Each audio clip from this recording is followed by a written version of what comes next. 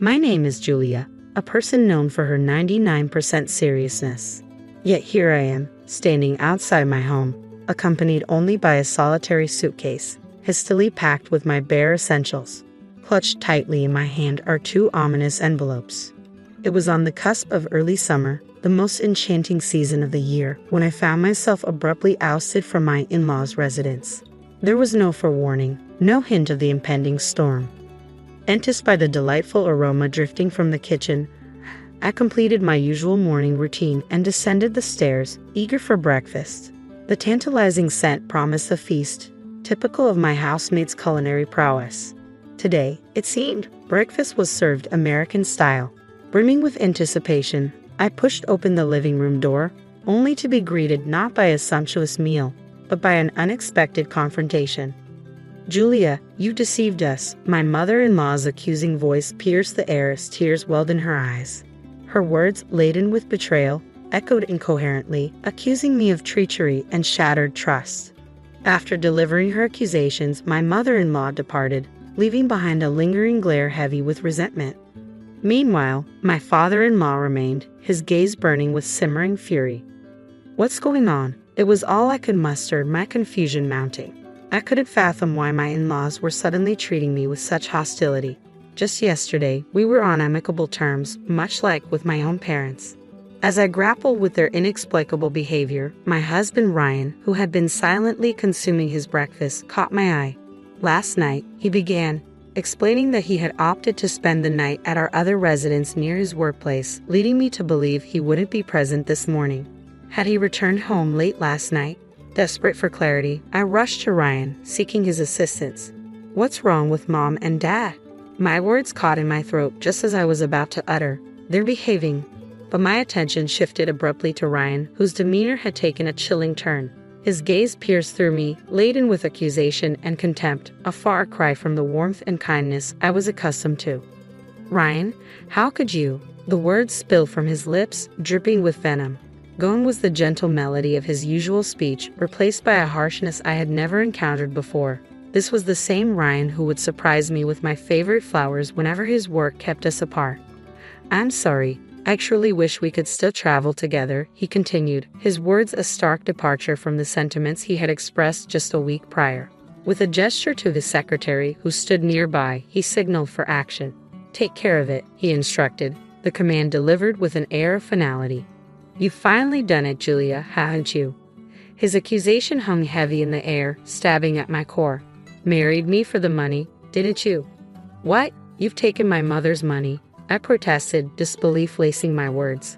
"Wait, that's not true." The accusation hung heavy in the air, the enormity of the alleged sum sinking in. "And now you're trying to justify it." My father-in-law's voice was laced with scorn. "What? What on earth are you talking about, Dad? I swear, I didn't touch a penny of her money. Get out of this house." "Dad, what's happening?" I pleaded desperately for clarity, but received only a curt denial in response. It seemed I was being accused of embezzling a significant amount from my mother-in-law, a notion utterly unfounded in reality. I begged for understanding, for someone to believe me, but my pleas fell on deaf ears. A chill ran down my spine as the secretary reappeared, clutching a suitcase, likely containing my belongings. "Please, Ryan, listen to me," I implored, but he shook his head with a disappointed expression, as though delivering lines in a tragic play. He was convinced of my guilt. "These are the divorce papers," he stated matter-of-factly, thrusting them towards me. "Once you've signed them, send them back to me." "What? Why?" I exclaimed, my voice trembling with disbelief. "I can't live with someone solely interested in a family inheritance. It's the family's decision." Ryan's words cut through the air like icicles, sending shivers down my spine.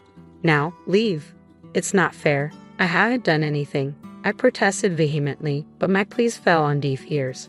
Ryan's demeanor remained stoic as he commanded his secretary, "Ensure she never returns to this property." "What? What's happening?" "Stop." I struggled against the secretary's firm grip as he forcibly escorted me out, my suitcase in tow, tears streaming down my face, mingling with the tumult of emotions swirling within me. Coming from humble beginnings, I knew the allure of wealth, but I was never one to resort to deceit. The grandeur of the mansion felt like a cruel contrast as I was unceremoniously ejected onto the street, barely half an hour after waking. Was this a nightmare? My mind raced, struggling to comprehend the surreal turn of events. Amidst the chaos, the imposing door slammed shut mercilessly. Just before it sealed me off completely, the secretary thrust another envelope into my hand, a final act of cruelty. "This is also from Mr. Ryan. Please take it," the secretary's voice broke through the tense silence. With a finality that matched the closing of the door, the lock clicked shut, sealing my fate. With trembling hands, I peered into the envelope, my heart sinking as I beheld its contents. A severance payment of $10,000. I had married Ryan 3 years prior, finding employment as an advisory accountant at the company where my father-in-law held the reins as CEO. Despite just passing my CPA exam, I was relegated to a subordinate role, more of an assistant to my colleagues out of pity. Then, one fateful day, everything changed. The pieces of the puzzle began to align in a way that didn't make sense. Something was amiss. Driven by a desire to prove myself as a competent CPA, I had delved into a task assigned to a colleague, only to uncover a web of deceit. My colleague had been manipulating the books, siphoning off hundreds of thousands of dollars. In that moment, a mixture of exhilaration and dread coursed through me. Yet I knew I couldn't turn a blind eye to such wrongdoing. Summoning my courage, I made the difficult decision to report the fraud to my father-in-law, the CEO. As someone deeply committed to honesty and integrity, turning a blind eye was never an option for me. Though the thought of reporting the fraud to the IRS crossed my mind, I hesitated. After all, such a drastic action would strip my colleague of their CPA status, a consequence I found difficult to reconcile with, especially after my own hard-won journey to becoming a CPA.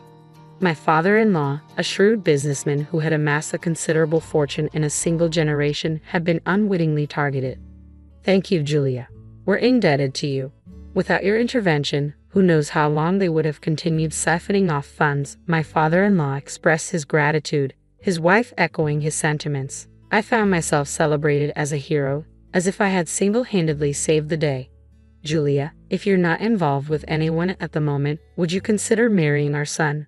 The proposition caught me off guard, and I couldn't help but wonder if such flattery was commonplace among the wealthy. Though I laughed it off at the time, little did I know that my father-in-law's suggestion held genuine weight. Before I knew it, I found myself being introduced to their son, a man who praised me for safeguarding the family's assets.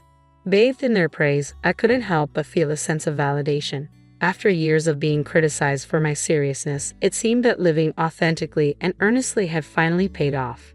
And in that moment, I couldn't help but feel a profound sense of happiness. As a trainee CPA, I had never imagined ascending to the role of official advisory accountant, let alone being appointed as personal secretary to Ryan, the CEO's son. Ryan embodied the archetype of privilege, perpetually optimistic with a laissez-faire attitude that initially grated on my meticulous nature. Yet, amidst his dependency on me, I discovered a sense of fulfillment in aiding him. "Ryan, you really need to leave for the business meeting soon," I reminded him, checking my watch. "I'll manage just fine. You should get going." "Are you sure you won't stress out the driver this time?" he teased, flashing a charming smile. "I've got everything under control," I assured him, ushering him towards the door. Perhaps he appreciated my attention to detail more than I had realized. Our relationship evolved from professional to romantic, much to the delight of my father-in-law, who had harbored hopes of our union. The wedding was met with resounding approval, and for 3 years, the dynamics between Ryan, myself, and my in-laws remained largely unchanged. The most significant shift came with my father-in-law's decision to pass the company's reins to Ryan. As preparations for his ascent to the boardroom accelerated, my mother-in-law and I found ourselves immersed in a whirlwind of meetings and social engagements. Tonight was meant to be no exception, with a business partner's anniversary party on the agenda. Instead, I found myself alone in a sterile hotel room, a stark departure from the anticipated festivities. In the heat of anger and frustration, the thought of retreating to my parents' home briefly crossed my mind. But the notion didn't sit right with me. If Ryan wanted a divorce, so be it. But as someone who prides herself on honesty and sincerity, leaving under a cloud of suspicion was unthinkable. Seated on the bed, I revisited the contents of the envelope, divorce papers, and a severance payment. Despite the wave of emotions threatening to overwhelm me, I fought to maintain composure. I needed clarity. With a steadying breath, I closed my eyes and reaffirmed to myself, I haven't taken a penny of my mother-in-law's money. That's a fact. If not me, then who? The rush of excitement and fear surged once more. Gathering the bundle of $10,000, I resolved to make good use of it. After a quick touch-up of my makeup, I made my way to the private detective's office. A week later, my phone rang. We have the results of the investigation. I arrived at the office, greeted by a stack of papers on the reception table. The report, thicker than anticipated, sent a shiver down my spine as I flipped through its contents, my hands trembling with anticipation. What? Huh? Each revelation in the report left me reeling, my head spinning as I absorbed the shocking truth. Exiting the building, I was greeted by an unpleasantly brisk breeze, a stark contrast to the turmoil swirling within me. Collapsing beneath the shade of a nearby street tree, I grappled with the weight of the newfound knowledge. Passers-by cast curious glances my way, oblivious to the internal battle raging within me. With resolve coursing through my veins, I made my way to my in-laws' home, determined to confront them. Why was she allowed inside? My father-in-law demanded, his voice laced with disdain as he berated the maid. Taking a deep breath, I stepped forward, presenting the signed divorce papers. I've brought these, I stated firmly. You instructed me to mail them. If you seek a divorce, I won't stand in your way. But I refuse to be labeled a thief, I continued, my voice unwavering. Snatching the papers from my grasp, my father-in-law turned to leave. But I refused to let him go without a final declaration. I demand an apology from all of you, I asserted, my words echoing through the room. If you're unwilling to acknowledge your wrongdoing, I'm prepared to pursue this matter in court. As the prospect of legal action loomed, my father-in-law halted in his tracks.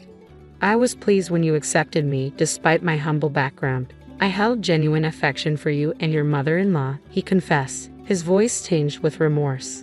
Summoning my courage, I drew in a deep breath, my fists clenched at my sides. Then, with a measured exhale, I spoke. I'm telling you, I'm innocent. Do you understand? Let me be clear. I didn't do anything, I reiterated, striving to maintain composure. What? What do you mean? I didn't. My mother-in-law's voice, seemingly emerging from the shadows, pierced the tense atmosphere with confusion etched across her features. I mean exactly what I said, I affirmed, extracting the investigation report from my bag and passing it to her. Please take a look. What? What's this? What's going on? Their eyes widened as they devoured the contents of the report, their expressions teetering on the brink of disbelief. The person responsible for stealing my mother-in-law's money, it was Ryan, I revealed, the weight of the truth heavy in my words. Before our marriage, Ryan had developed a reckless habit of overspending. He used to justify it by saying, "We have enough family wealth to live extravagantly for a lifetime." He indulged in frequent trips abroad, particularly enjoying gambling, often wagering hundreds of thousands of dollars at a time. Even his own parents had grown increasingly concerned, implementing measures to curb his access to their funds. They admonished Ryan, urging him to earn his own income. However, old habits die hard, and Ryan, consumed by his penchant for extravagance, sought out alternative means to sustain his lifestyle. That's when he concocted the embezzlement scheme that I ultimately uncovered. Ryan had manipulated my former colleague, who served as my father-in-law's accounting consultant, into falsifying the books. Mistakenly attributing the embezzlement solely to my former colleague, I reported it to my father-in-law without probing deeper, never uncovering the true mastermind. In reality, all the embezzled funds were lining Ryan's pockets. When the truth about my former colleague's embezzlement came to light, Ryan and his parents expressed gratitude towards me, but beneath their facade of appreciation, I sensed a simmering resentment. Was there a romantic involvement between the accountant and Ryan? It seems more like an affair, doesn't it? After all, she was married at the time, someone speculated. Nevertheless, Ryan professed his love for her, convincing her to embezzle funds for their future together. Another voice chimed in. As a consequence of her actions, my former colleague was terminated from her position and faced divorce from her husband, who had reached his breaking point. Despite obediently complying with Ryan's selfish request to keep his involvement under wraps, he ultimately wedded me. His persuasion tactic was clear: distract his parents by marrying a financially prudent partner like myself. thereby easing their suspicions and enabling him to continue his scheming. And indeed, his plan unfolded seamlessly. With my reputation for uncovering discrepancies, my in-laws relaxed their vigilance regarding Ryan's extravagant spending simply because I was his wife. "Mother-in-law, why did you believe I stole your money?" I questioned, my voice tinged with disbelief. "Ryan told me he entrusted you with my card, Julia," she confessed, avoiding my gaze. I felt a pang of betrayal as her words sank in. "Ryan, he's been taking his responsibilities seriously lately, and I thought there might be occasions where it wouldn't be convenient to pay in cash, so I allowed him to carry my credit card. But then he said, I mustn't use it recklessly, so I'll have Julia manage it. And so, Her voice trailed off, her expression clouded with regret. "So, because of that, I was accused of theft," I interjected bitterly. Just to clarify, Ryan never mentioned any of this to me. Caught off guard by the realization of her son's deception, my mother-in-law's features fell slack with disbelief. "By the way, mother-in-law, have you read about what your stolen money was used for?" I pressed, seeking to redirect the conversation. I don't understand anything anymore," she admitted, her voice laden with confusion and distress. My mother-in-law's voice trembled, barely audible over the weight of her emotions as tears welled up in her eyes. I returned the report to them, bracing myself for their reaction. "The purchase of a condominium," my mother-in-law murmured, her voice laden with disbelief. "Let me see that," my father-in-law interjected, his brows furrowed in confusion. "But Ryan already has another house near his office. Why would he buy a condo for the senior accountant?" It's becoming clear now. Ryan has been entangled with her all along. Lately, he's been spending an unusual amount of time at the other house, likely staying with her. Ryan has always been with that woman. He loved her more than he ever loved me, Julia, my mother-in-law confessed, her words heavy with heartbreak. I remained composed, devoid of emotion, having already processed the nauseating contents of the report countless times before this moment. It appears Ryan has been indulging in quite the affair with the senior accountant. They even frequent underground casinos. I added matter-of-factly. "Underground casinos? Please take a look at the last page," my mother-in-law urged, a glimmer of hope flickering in her eyes. My father-in-law frantically flipped through the pages of the report, his brows furrowed in concern. "What's this staggering amount?" he exclaimed, his voice tinged with disbelief. "He's deeply involved with the underground casino. It seems he'll be grappling with debt for the foreseeable future," I explained solemnly. "Underground casino." My father-in-law's voice trailed off as he sank to the floor, overcome with shock. "Just to be certain, none of our other cards have been compromised, correct?" I inquired, prompting my father-in-law into action. "Ha!" His eyes widened in realization as he rushed to the nearest telephone, panic evident in his movements. "Stop everything. Cancel that card immediately." His urgent command reverberated throughout the house. Later, I received a formal apology from my in-laws. They expressed regret for concealing their son's extravagant spending and his affair. While I appreciated their honesty, I couldn't help but feel a pang of disappointment. Their apology seemed incomplete without addressing the hurt they caused me. Nevertheless, I handed them the completed divorce papers. With a small nod, I began to gather my belongings, ready to leave. But as they pleaded for me to stay, their sudden change in demeanor caught me off guard. Just a week ago, they had treated me like a criminal. "I'm sorry, but isn't it a bit late for that?" I interrupted, my voice tinged with frustration. "I loved you both and considered you family, but you disregarded my feelings and opinions. Do you have any idea how hurtful that was for me?" Despite my efforts to remain composed, a solitary tear betrayed my emotions, quickly followed by a cascade of tears streaming down my cheeks. "Julia." The divorce papers lay before us, a stark reminder of the irreparable rift between us. "This divorce is what your son desires. Shouldn't we respect his wishes?" It was evident that he had moved on with someone else. After composing myself and injecting a final touch of sarcasm, an abrupt alarm pierced the silence, jolting us all. Startled by the sudden noise, I furrowed my brow in confusion, only to have my father-in-law grasp my wrist urgently. "Hey, what's going on? What are you doing?" I questioned, taken aback by his sudden urgency. "You should come too, honey," he insisted, leading me outside to the garden. There, the gate that had shut me out just a week ago stood before us, and we heard a voice from the other side. "Hey, the gate won't open. Is anyone home?" Ryan's frustrated voice echoed through the gate, followed by the sound of him banging on it vigorously. What's happening? My car won't start either. This is ridiculous.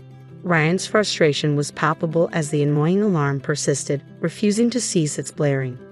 Listen closely, Ryan, my father-in-law began, his tone firm and unwavering. Huh? Dad, can you hear me? My key isn't working. Can you unlock it from your side? Ryan's voice crackled through the intercom, tinged with confusion. I told you to listen, Ryan, my father-in-law's voice boomed over the intercom. What? What's going on? Ryan's tone faltered, sensing the shift in his father's demeanor. You have no right to open this gate, my father-in-law declared firmly. What? Why would you say that? Ryan's voice rose in disbelief. Isn't it obvious? I didn't think you could be so oblivious. We're aware of everything. All of it, my father-in-law continued, his voice unwavering. Is Mom there too? Ryan's voice trembled with uncertainty. Ryan, Julia meant the world to us, but you're a different story. We want nothing to do with you ever again, my father-in-law declared resolutely. What? What's happening? Mom, are you there? Please say something, Ryan pleaded desperately. We know that you framed Julia. We know about the embezzlement. We know about your affair and your debts. We know everything, my father-in-law stated, his voice filled with conviction. Wait a minute, where did you get such absurd ideas? Stop spreading lies. Ryan's voice cracked with indignation. Ryan's frantic protests continued, but to no avail. Anxiety gnawed at me as I wondered if his parents would be swayed by his words and doubt me once again. However, my fears were unfounded. I trust Julia. So do I, Dad, his mother interjected firmly. Mom, Ryan's voice wavered, betraying his disbelief. We sincerely apologize. Julia, would you please consider taking my position? His father implored. What? Hey, is Julia there too? Ryan's voice erupted in anger, reverberating through the air. He seemed to be causing quite a commotion. However, his resistance was short-lived as security personnel arrived to calm him down. In the end, I agreed to my father-in-law's proposal, but with one condition: I will always be honest. Can you trust me unconditionally? They both nodded solemnly. A year later.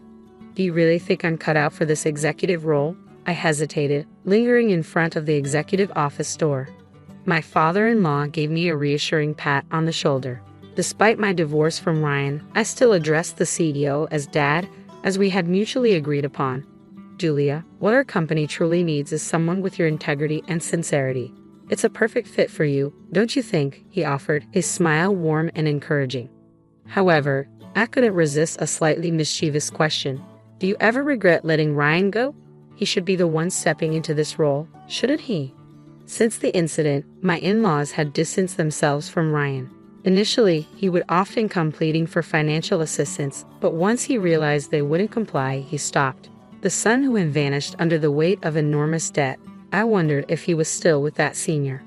Ryan let out a small, lonely sigh, but Ryan isn't the one meant for this position. The responsibility was too much for him. We're the ones to blame for indulging him too much, my father-in-law admitted. Dad, I murmured sympathetically. Hey, don't look so disheartened. Stand tall and proud, he encouraged. Yes, I replied with newfound determination, reaching for the handle of the executive office door. As it swung open effortlessly, I stepped inside, ready to embrace my new role.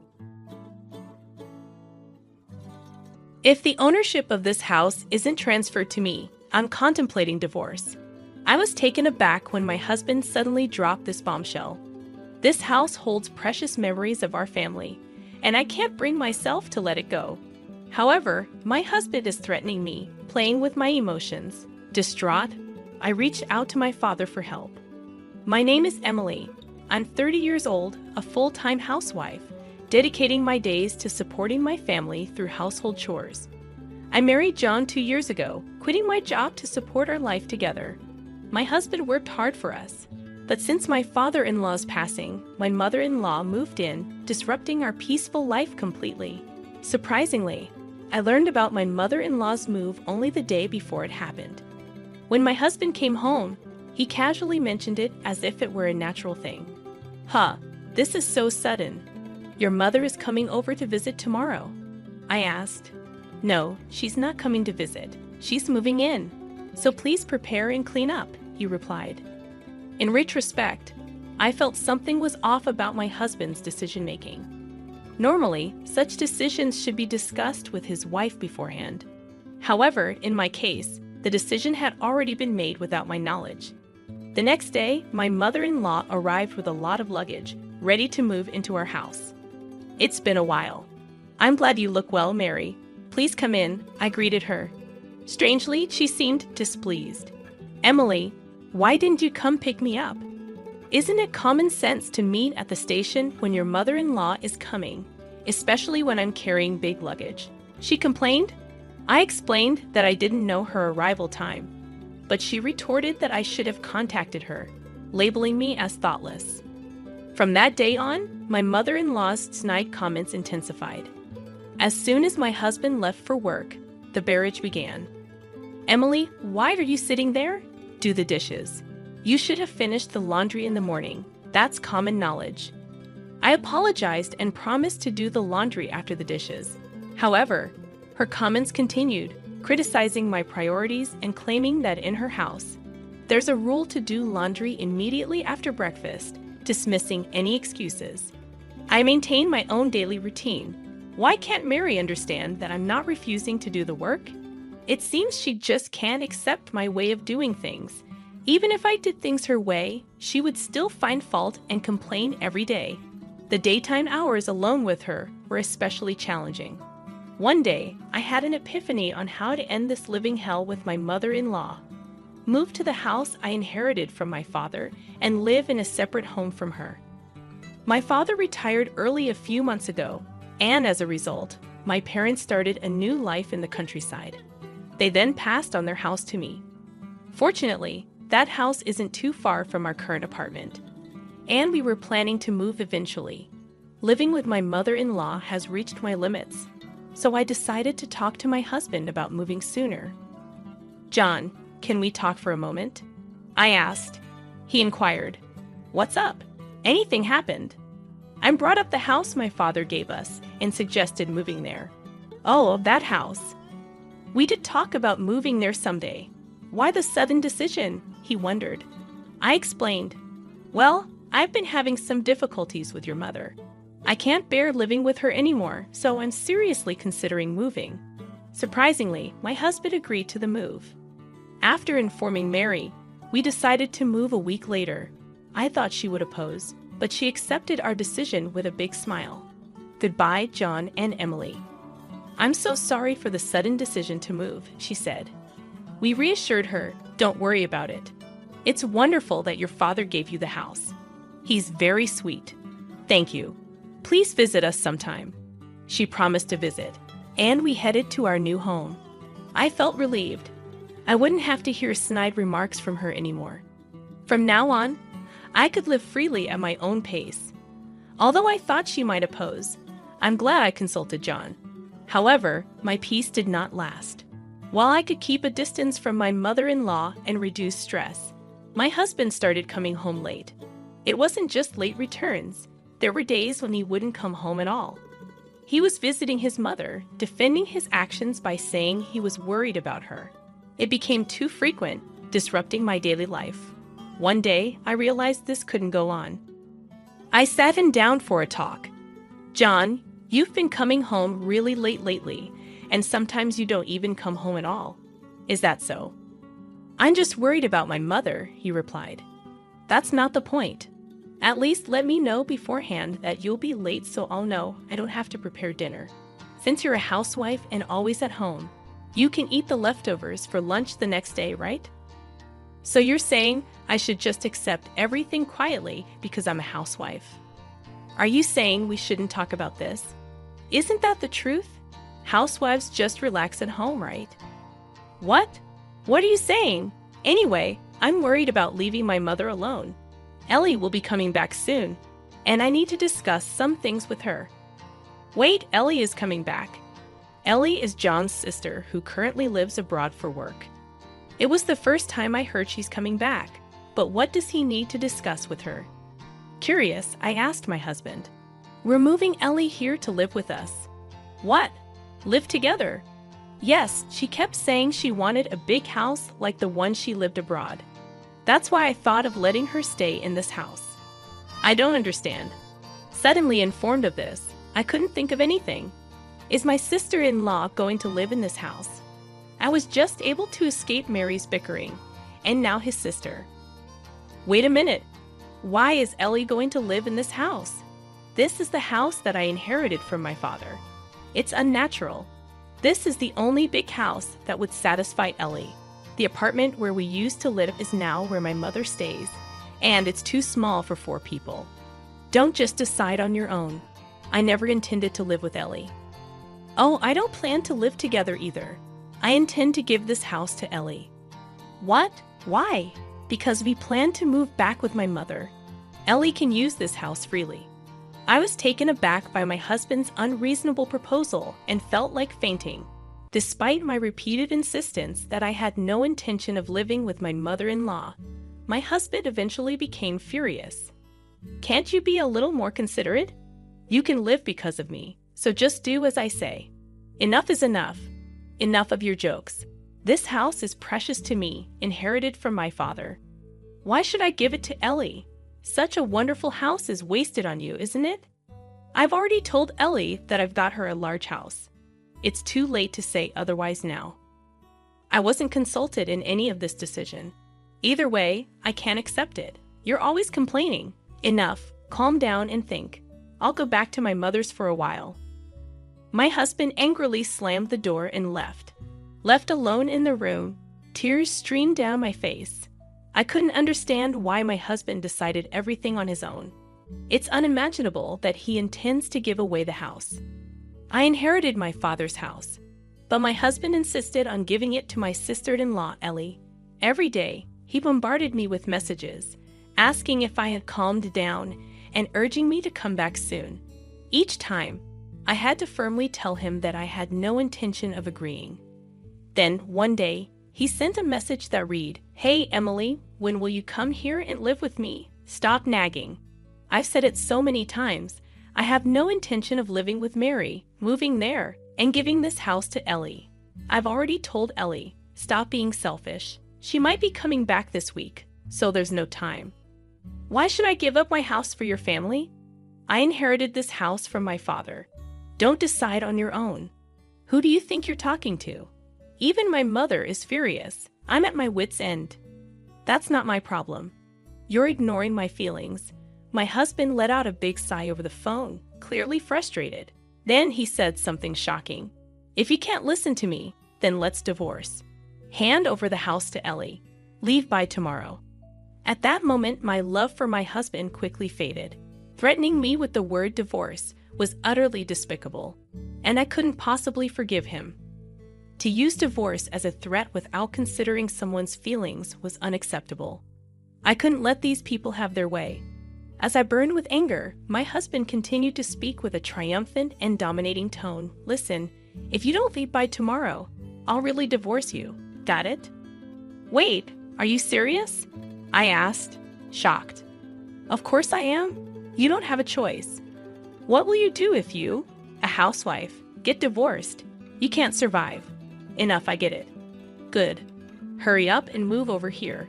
My mother is looking forward to disciplining you." He hung up the phone with a confident tone, thinking I would do as he said. After that call, I made up my mind and decided to seek help from my father for a plan. The next day came, and I calmly replied, "Yes, everything's ready," when asked about the move. Curious about Ellie's return, my husband inquired, "By the way, I'm curious about when Ellie will be back." "She'll be back tomorrow. Why are you so obsessed with Ellie? Between you and me, she seems to have made a lot from stock investments. I see, so if you provide her with the house, maybe you can ask for financial help. That's so like you. Anyway, you need to leave that house today. It's inconvenient for all of us. Don't worry." "I've already moved," I said calmly. "What? What do you mean?" My husband seemed genuinely surprised. "I knew it. You don't want to divorce me, do you? Naturally. Without an income, you can't survive.